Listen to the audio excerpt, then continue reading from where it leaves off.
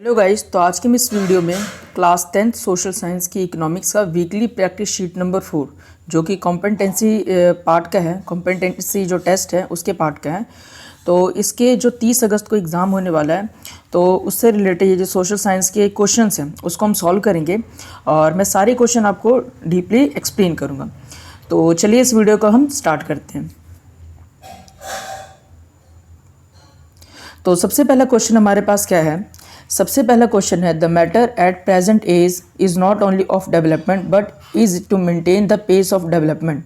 तो बोल रहा है कि आज के समय में विकास करना यानी कि किसी भी कंट्री का या खुद का डेवलपमेंट करना ही ज़रूरी नहीं है, हमें ये भी देखना होगा कि डेवलपमेंट की पेस क्या है, मतलब कि डेवलपमेंट किस रफ्तार से हो रहा है। ठीक है, so that the benefits will be more appropriate here of development are not only enjoyed by the present generation but by the future generation as well.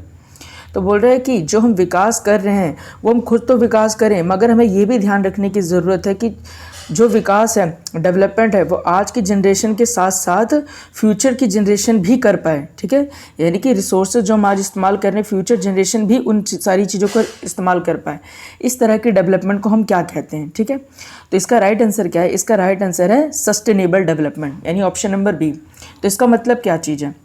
इसका मतलब ये है कि आज हम जिस भी रिसोर्सेज का इस्तेमाल कर रहे हैं, हवा, पानी, पहाड़, जिस भी चीज़ का इस्तेमाल कर रहे हैं, हमें इन सारे रिसोर्सेज का अपनी डेवलपमेंट के लिए इस तरीके से इस्तेमाल करना है ताकि हमारी ज़रूरतें पूरी हों, हम डेवलप करें, लेकिन साथ ही साथ ऐसा ना हो कि फ्यूचर जनरेशन के लिए कुछ बचे ही ना। तो डेवलपमेंट का वो तरीका जिससे हम खुद भी डेवलप हो सकें और फ्यूचर जनरेशन को भी किसी भी तरह की प्रॉब्लम ना आए, वो भी डेवलप हो सके, इस तरह के डेवलपमेंट को हम लोग बोलते हैं सस्टेनेबल डेवलपमेंट, सतत विकास। ठीक है, तो क्वेश्चन नंबर 1 का राइट आंसर हो गया ऑप्शन नंबर बी। तो चलिए बढ़ते हैं हम नेक्स्ट क्वेश्चन की तरफ। नेक्स्ट क्वेश्चन है हमारे पास, what refers to the percentage of population who can understand, read and write? It is an indicator of the level of the education attainment of an area. तो बोल रहा है कि पॉपुलेशन की जितनी प्रतिशत अंडरस्टैंड कर सकती है, समझ सकती है, रीड और राइट यानी लिख सकती है और पढ़ सकती है, तो it is an indicator of the level of education attainment of an area. तो बोल रहा है कि ये एक सूचक होता है किस चीज़ का, कि कोई भी इंसान का एजुकेशन का लेवल क्या चीज़ है। इस चीज़ को हम लोग क्या बोलते हैं? इस चीज़ को हम बोलते हैं literacy rate, option number A. तो लिटरेसी रेट का सीधा सा मतलब होता है कि पूरी आबादी का कितने प्रतिशत लोग पढ़ सकते हैं, लिख सकते हैं, समझ सकते हैं। ठीक है, तो इसको हम लोग बोलते हैं लिटरेसी रेट। तो जो भी इंसान पढ़ लिख सकता है, समझ सकता है, उसको हम बोलते हैं लिटरेसी रेट। तो क्वेश्चन नंबर 2 का राइट आंसर हो गया ऑप्शन नंबर ए। तो चलिए बढ़ते हैं अब हम नेक्स्ट क्वेश्चन की तरफ। क्वेश्चन नंबर 3 है हमारे पास, which indicators are included in income based indicator? तो कौन कौन से ऐसे इंडिकेटर, कौन कौन से ऐसे सूचक का इस्तेमाल किया जाता है इनकम बेस्ड इंडिकेटर को समझने के लिए? ठीक है, तो देखिए दो चीज़ों का इस्तेमाल किया जाता है option number A, per capita income, और दूसरी चीज़ क्या है? Population living below poverty line. इसको थोड़े से समझते हैं। पर कैपिटा इनकम का मतलब क्या होता है? पहले पर कैपिटा इनकम का मतलब ये होता है कि एवरेज इनकम, मतलब कि देश के लोगों की एवरेज इनकम क्या है। ठीक है, ऐसे समझो कि मान लीजिए देश की जो पॉपुलेशन है वो कितनी है? देश की पॉपुलेशन है 10। ठीक है, और ये 10 लोग मिलके कमाते हैं कितने रुपए? 100 रुपये कमाते हैं। यानी पॉपुलेशन कितनी है? 10, और ये 10 लोग मिलकर इनकम कितना करते हैं? 100 रुपये। तो एवरेज इनकम कितनी है, मतलब हर एक नागरिक के हिस्से में कितनी कमाई है? तो 100 को 10 से भाग देंगे तो कितना आएगा? 10, यानी कि एवरेज इनकम कितनी है? 10 आई। अगर किसी भी देश के नागरिक की एवरेज इनकम जितनी ज़्यादा होगी, इसका मतलब उसकी लाइफ इंडेक्स जो होगी, लाइफ क्वालिटी इंडेक्स, वो काफ़ी बेहतर होगी, यानी कि वो अपनी लाइफ को बहुत बेहतरीन तरीके से जी पाएगा।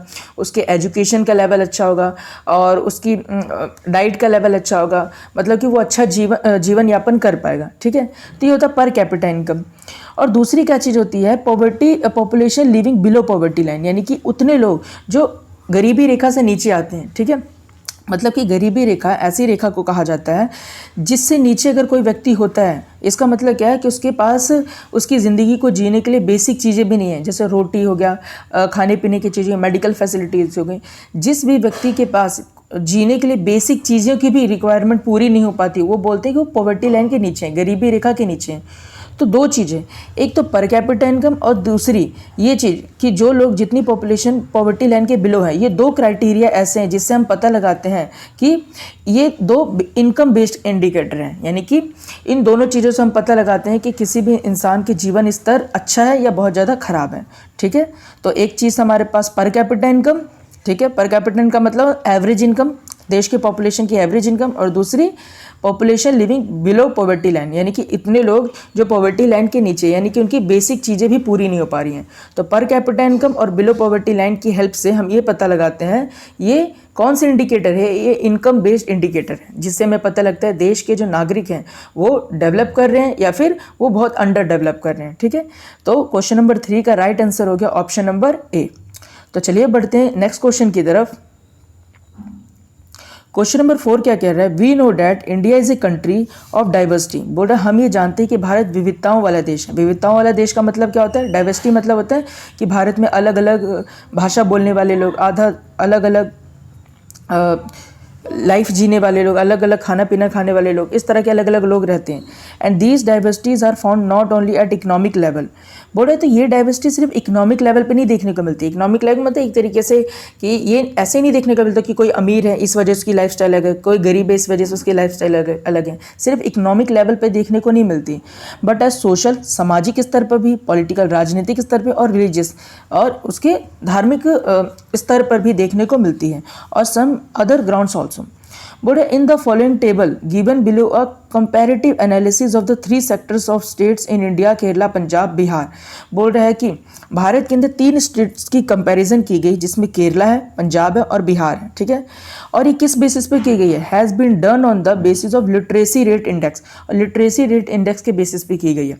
तो लिटरेसी रेट इंडेक्स का मतलब क्या चीज़ होता है कि कितने प्रतिशत ऐसे लोग हैं जो पढ़ सकते हैं, लिख सकते हैं। ठीक है, तो according to the census of India 2011 के सेंसस के अनुसार which state has the best performance in the terms of literacy rate. तो कौन से राज्य की जो लिटरेसी रेट है सबसे बेहतर रही है, तो इसका राइट ऑप्शन क्या है, इसका राइट ऑप्शन है केरला, यानी कि option number A Kerala. Kerala का लिटरेसी रेट जो रहा है 2011 की जनगणना 2011 की लिटरेसी रेट की रिपोर्ट के अनुसार 94% लिटरेसी रेट जो है वो केरला का है। ठीक है, पंजाब का 75.84% है, बिहार का 61.80% है। तो सबसे बेहतर किसका है, केरला का। तो राइट ऑप्शन हो गया हमारे पास ए। तो चलिए बढ़ते हैं नेक्स्ट क्वेश्चन की तरफ। नेक्स्ट क्वेश्चन है हमारे पास, adult literacy rate refers to the literacy rate of the people of age dash and above.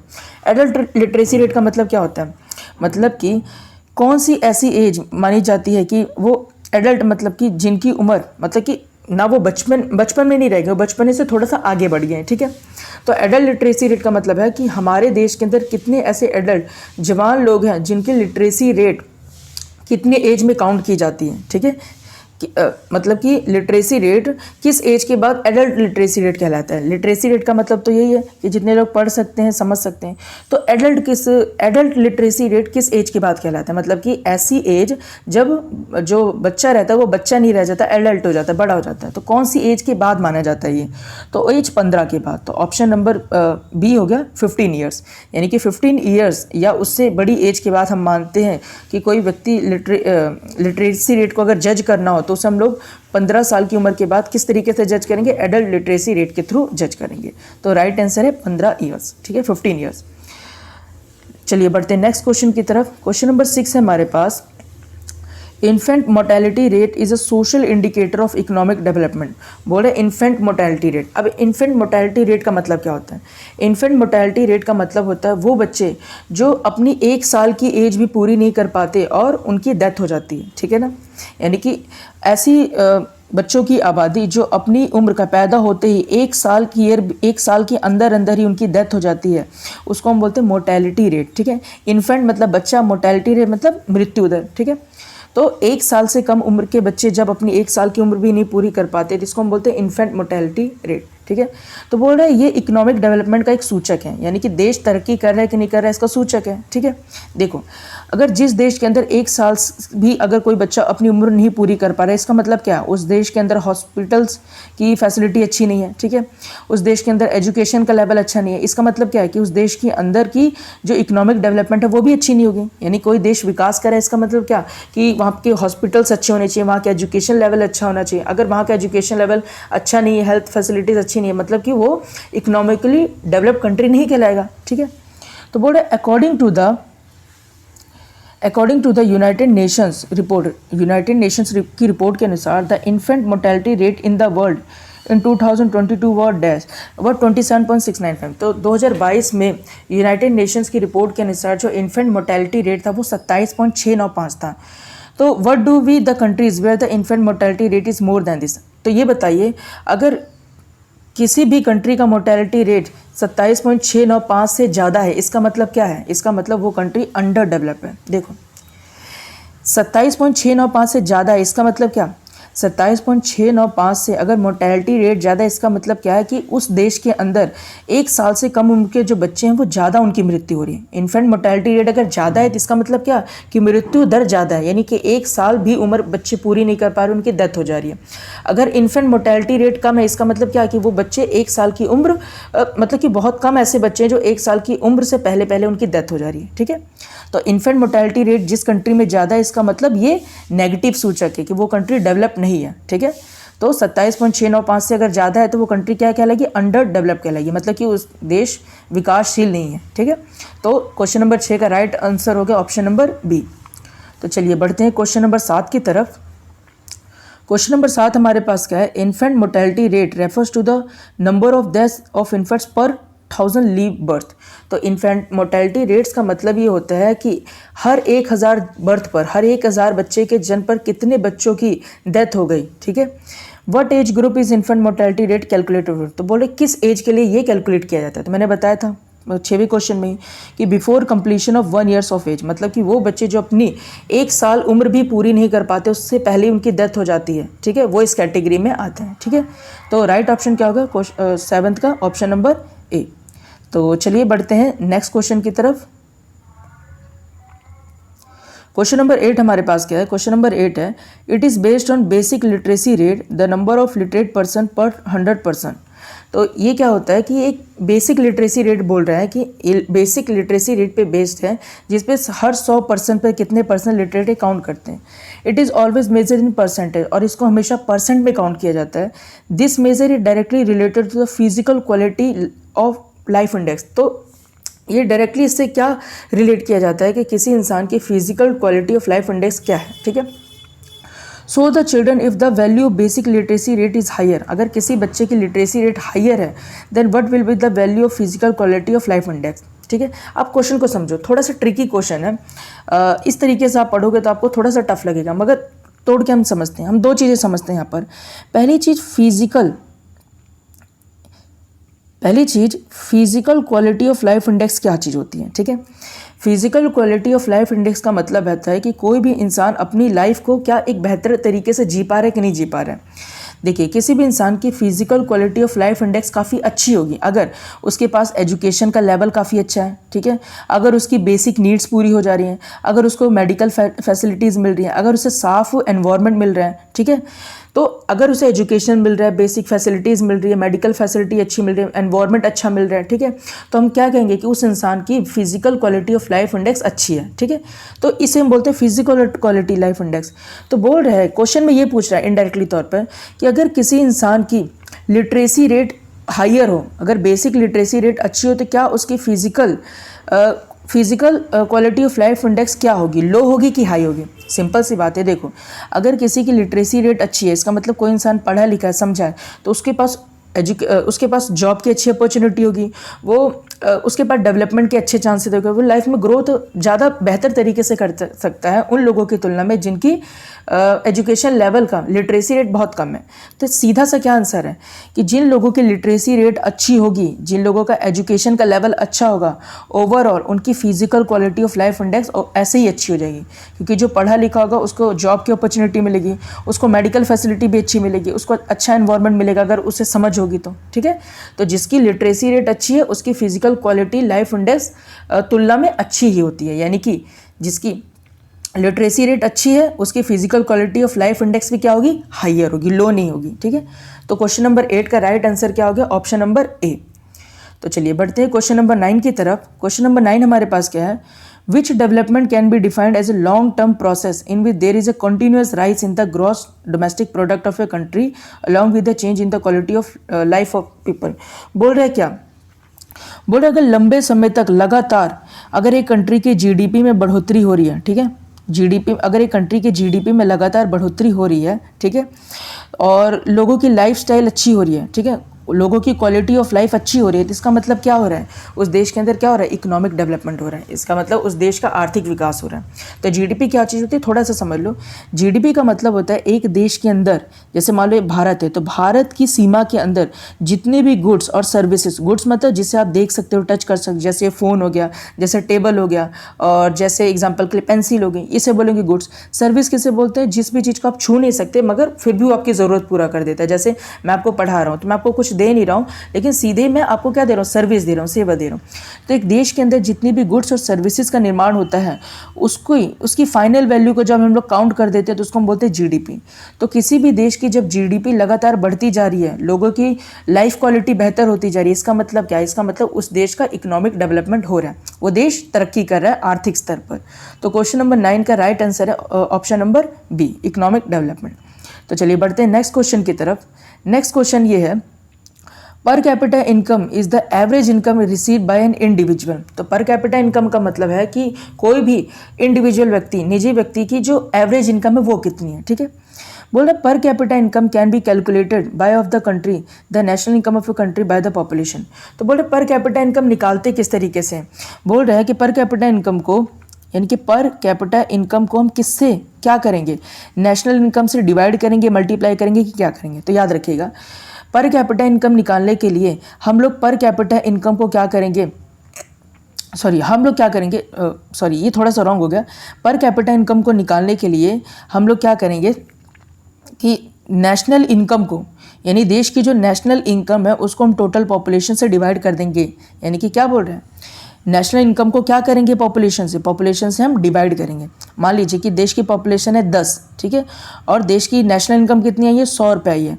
तो नेशनल इनकम को पॉपुलेशन से हमने क्या कर दिया, डिवाइड कर दिया। तो 0 से 0 कैंसिल, 10 आगे पर कैपिटा इनकम। तो क्वेश्चन में यही पूछ रहा था, क्वेश्चन में पूछ रहा था कि देश की पर कैपिटा इनकम निकालने के लिए हम लोग नेशनल इनकम को पॉपुलेशन से क्या करेंगे, हम लोग नेशनल इनकम को पॉपुलेशन से डिवाइड करेंगे, मल्टीप्लाई करेंगे, ऐड करेंगे, सब्ट्रैक्ट करेंगे। तो राइट आंसर क्या है, हम लोग नेशनल इनकम को हम लोग पॉपुलेशन से क्या करेंगे, डिवाइड करेंगे। तो क्वेश्चन नंबर 10 का राइट आंसर क्या है, ए, डिवाइडिंग। तो नेक्स्ट क्वेश्चन है हमारे पास, question number 11, sex ratio refers to the number of females per 1000 mails. तो सेक्स रेशो का मतलब होता है हर 1000 पुरुष पर कितनी महिलाएं हैं, उनकी गिनती। Generally this ratio is very low in the under developed countries. तो बोल रहे ये जो रेशो होता है ये अंडर डेवलप, जो कंट्रीज़ का विकास नहीं हुआ है, ठीक है, वहाँ पर ये जो रेशो होता है बहुत कम होता है। What was sex ratio in India according to the census 2011। तो बोल रहे 2011 के सेंसस के अनुसार, जनगणना के अनुसार जो हमारी सेक्स रेशो थी इंडिया के अंदर वो कितनी थी। तो सेक्स रेशो इंडिया के अंदर कितनी थी, 943। तो राइट ऑप्शन क्या होगा, 943। इसका मतलब क्या, पर 1000 मेल्स पर कि 1000 पुरुषों पर स्त्रियों की संख्या कितनी थी भारत के अंदर, 943, 943। तो ऑप्शन नंबर सी हो गया करेक्ट आंसर। तो चलिए बढ़ते हैं नेक्स्ट क्वेश्चन की तरफ। क्वेश्चन नंबर 12 है हमारे पास, children educational attainment index means the status of education of the people of a country. तो बोल रहे चिल्ड्रन एजुकेशनल अटेनमेंट, ये क्या चीज़ होता है, ये एक ऐसा इंडेक्स होता है, चिल्ड्रन एजुकेशनल अटेनमेंट, ये ऐसा इंडेक्स होता है जिससे पता लगाया जाता है कि भारत के अंदर जो लिटरेसी रेट है, एजुकेशन का जो स्तर है भारत के अंदर वो कैसा है, ठीक है, इसको चेक करने के लिए चिल्ड्रन एजुकेशनल अटेनमेंट इंडेक्स का इस्तेमाल किया जाता है। तो बोल रहा है दिस इंडिकेटर इंक्लूड्स 2 वेरिएबल्स, तो बोल रहा है 2 वेरिएबल का इस्तेमाल किया जाता है इस चीज़ को इंक्लूड करने के लिए। वो 2 वेरिएबल कौन से हैं? तो देखिए 2 वेरिएबल है, एडल्ट लिटरेसी रेट और दूसरा ग्रॉस एनरोलमेंट रेशो। इसको समझो, एडल्ट लिटरेसी रेट का मतलब क्या है? एडल्ट लिटरेसी रेट का मतलब है कि 15 साल या उससे ऊपर के कितने लोग, 15 साल या उससे ऊपर के एज के कितने लोग भारत के अंदर लिटरेट हैं। पहली चीज़ इस चीज़ को देखा जाता है, यानी कि 15 साल या उससे ऊपर के कितने लोग लिटरेट हैं भारत के अंदर, इसको हम बोलते हैं एडल्ट लिटरेसी रेट, ठीक है। और दूसरा ग्रॉस एनरोलमेंट रेशो, इसका मतलब क्या है? इसका मतलब ये है कि भारत में जो बच्चों की आबादी है, कितने % जो बच्चे हैं वो लोग एनरोल होते हैं स्कूल्स के अंदर, चाहे वो प्राइमरी में हो, चाहे वो सेकेंडरी में हो, चाहे सीनियर सेकेंडरी में हो। यानी कि प्राइमरी क्लासेस में, सीनियर क्लासेस में और सीनियर सेकेंडरी क्लासेस में कितनी बच्चों की कितनी जो पॉपुलेशन है वो एनरोल हो रही है, मतलब कि अपना एडमिशन करा रही है और एजुकेशन ले रही है, ठीक है। तो ये 2 चीज़ें हम लोग चेक करते हैं, पहला एडल्ट लिटरेसी रेट, दूसरा ग्रॉस एनरोलमेंट रेशो। इन दोनों चीज़ों को चेक करके, ये क्या चीज़ है? ये एक इंडिकेटर है, किस चीज़ का? ये एक इंडिकेटर है children educational attainment index ratio का, ठीक है। तो क्वेश्चन नंबर 12 का राइट आंसर हो गया ऑप्शन नंबर बी। तो चलिए बढ़ते हैं नेक्स्ट क्वेश्चन की तरफ। क्वेश्चन नंबर 13 है, what is the population of the country which can not meet its basic needs and lives under abject poverty known as. तो बोल रहे पॉपुलेशन की वो आबादी जो अपनी बेसिक नीड्स को भी नहीं पूरी कर पा रही है, जैसे खाने पीने की, कपड़े की, ठीक है, मेडिकल फैसिलिटीज़ की, जो अपनी बेसिक नीड्स को भी नहीं पूरी कर पा रहे हैं, वो किस कैटेगरी में फॉल करते हैं? तो देखो वो लोग आ जाते हैं population under below poverty line. यानी ऐसे लोग जो बिलो पॉवर्टी लाइन, गरीबी रेखा के नीचे हैं, वो लोग क्या कर पाएंगे? अपनी बेसिक नीड्स को भी पूरी नहीं कर पाएंगे। तो क्वेश्चन में ये पूछ रहा था कि देश के अंदर वो आबादी जो अपनी बेसिक नीड्स को भी पूरी नहीं कर पाती है, उसे हम लोग क्या बोलेंगे? तो उसे हम लोग बोलेंगे पॉपुलेशन बिलो पॉवर्टी, यानी ऐसी आबादी जो गरीबी रेखा के नीचे है, ठीक है। तो क्वेश्चन नंबर 13 का राइट ऑप्शन हो गया ऑप्शन नंबर ए। तो चलिए बढ़ते हैं नेक्स्ट क्वेश्चन की तरफ। क्वेश्चन नंबर 14 है हमारे पास, which of the following assumptions about developed countries is false. तो बोल रहे हैं कि कोई भी एक डेवलप जो कंट्री होती है, जो कंट्री डेवलप्ड है, उसके बारे में कौन सी चीज़ें गलत हैं, ठीक है। तो सबसे पहला बोल रहा है the level of health facility in develop countries is high. तो बोल रहा है डेवलप कंट्रीज़ के अंदर जो हेल्थ फैसिलिटीज़ होती हैं वो काफ़ी ज़्यादा हाई होती हैं, ठीक है। तो ये क्या सही है कि गलत है? तो जनरली ये ऑप्शन सही होना चाहिए, ठीक है, मगर हमें एक सेलेक्ट करना है। तो कई कंट्रीज़ ऐसी होती है जिनकी हेल्थ जो फैसिलिटी होती है उतनी ज़्यादा हाई नहीं होती। दूसरे क्या बोलते हैं इन्फेंट मोर्टेलिटी, अगर ये क्वेश्चन ऐसे सही हो सकता है ऑप्शन नंबर ए, ठीक है, क्योंकि ज़्यादातर कंट्रीज़ में होता है जिनकी जो कंट्री डेवलप है वहाँ की हेल्थ फैसिलिटीज़ भी अच्छी होती हैं। तो infant mortality rate is very low in develop countries. बोल रहा है इन्फेंट मोर्टेलिटी रेट जो होता है वो डेवलप कंट्रीज़ में काफ़ी, देखिए ऑप्शन नंबर ए तो सही है, ठीक है, कि जो हेल्थ फैसिलिटीज़ होती है डेवलप कंट्रीज़ में हाई होती हैं, ये ऑप्शन नंबर सही है। क्वेश्चन में ये पूछ रहा है कि कौन सी एजम्पशन गलत है, ठीक है, हमें गलत पूछना है कि कौन सी इनमें से गलत है डेवलप कंट्रीज़ के बारे में। तो पहला तो सही है। दूसरा, infant mortality rate is very low in develop countries. जो डेवलप कंट्रीज़ होती है वहाँ की इन्फेंट मोर्टेलिटी रेट, मतलब 1 साल से कम उम्र में मरने वाले जो बच्चे हैं वो काफ़ी कम होते हैं। हाँ, ये भी सही है कि वहाँ की क्योंकि मेडिकल फैसिलिटीज़ काफ़ी अच्छी होती हैं। तीसरा क्या बोल रहे हैं, इन्फेंट इन develop countries get full facilities, जो बच्चे होते हैं डेवलप कंट्रीज़ में उन्हें सारी सुविधाएं मिलती हैं। हाँ, ये भी सही है, ठीक है, यानी पहले 3 ऑप्शन तो सही है। तो गलत कौन सा होगा? चौथा, people in develop countries lack awareness. तो बोल रहे जो डेवलप कंट्रीज़ के लोग होते हैं उनमें अवेयरनेस नहीं होती, जागरूकता नहीं होती। ये सही है कि गलत है? तो ये गलत है, क्योंकि जो डेवलप कंट्रीज़ होगी वहाँ की एजुकेशन लेवल अच्छी होगी, एजुकेशन लेवल अच्छी होगी तो वहाँ के लोगों के पास जागरूकता भी बहुत अच्छी होगी। तो क्वेश्चन नंबर 14 का डी ऑप्शन है, ये हो जाएगा सही, ठीक है। तो बढ़ते हैं चलिए लास्ट क्वेश्चन की तरफ। लास्ट क्वेश्चन है हमारे पास, if the total number of student enrol in each level of education primary secondary and tertiary level in the country is 20 crore. बोल रहा है कि अगर भारत में जो टोटल एनरोलमेंट एजुकेशन में एनरोलमेंट की जो भारत में जो टोटल पॉपुलेशन है बच्चों की जो एनरोल हो रहे हैं किसमें, प्राइमरी सेकेंडरी टर्शरी लेवल पे, ठीक है, अगर उनकी संख्या है 20 करोड़ है, ठीक है, और टोटल जो पॉपुलेशन है वो 40 करोड़, तो बोल रहे what with its total enrolment ratio. तो बताइए कितने टोटल बच्चे एनरोल हुए एजुकेशन में। देखो टोटल पॉपुलेशन है 40 करोड़ और एनरोल कितने हुए 20 करोड़, तो कितना रेशो हो गया? सीधा सीधा देखो ना, 2 एकम 2, 2 दूनी 4, 1/2, यानी कितने प्रतिशत? 50%। तो क्वेश्चन नंबर 15 का राइट आंसर हो गया ऑप्शन नंबर सी, 50%। तो इसी के साथ हमने सारे के सारे क्वेश्चंस कवर कर लिए हैं। अगर आपको किसी तरह का डाउट हो तो आप कमेंट में पूछ सकते हैं, और अगर आपको जो इसके आंसर चाहिए, अगर हिंदी मीडियम या पंजाबी मीडियम में भी चाहिए तो आप कमेंट कर सकते हैं। और इसी तरीके से सारी क्लासेस की जो कॉम्पिटेंसी टेस्ट की वर्कशीट है वो इस चैनल पे अपलोड की जाएगी, तो इस चैनल को आप सब्सक्राइब करके रखें। तो मिलते हैं नेक्स्ट वीडियो में, तब तक के लिए थैंक यू वेरी मच।